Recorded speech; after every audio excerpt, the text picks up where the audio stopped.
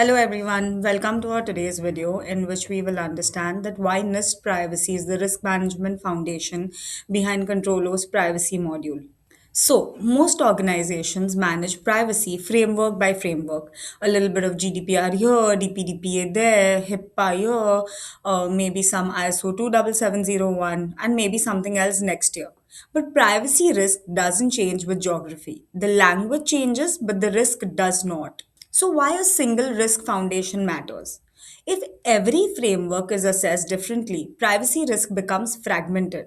That's why Controllo does not treat privacy frameworks as separate silos. Instead, we use the NIST privacy framework as a common risk foundation across GDPR, DPDPA, HIPAA, ISO 27701, High Trust, etc.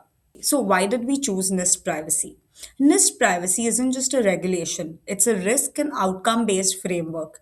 It focuses on how data processing creates risk to individuals and not just legal obligations. That's what makes it ideal as a baseline for risk model. Now, let us understand that how NIST maps to other privacy frameworks. Once privacy risk is understood, using NIST's model, mapping regulatory requirements becomes straightforward. GDPR, DPDP, and other similar laws simply express controls against the same underlying risks. So now, in this scenario, where does data flow and impact assessment fit? NIST's risk model requires two inputs, data context and processing impact. That's why data flow diagrams and impact assessments are not optional add-ons, they are foundational. They feed the risk engine with real system behavior. Also, risk just doesn't exist at the policy level. It exists at the data element level. Different data fields carry different risks, different obligations, and different safeguards. Controller models this granularity natively. Now, how Controller operationalizes this?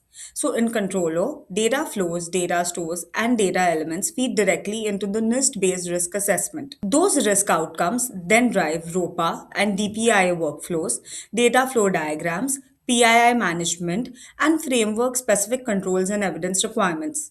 The result is a single consistent privacy risk posture regardless of the regulation.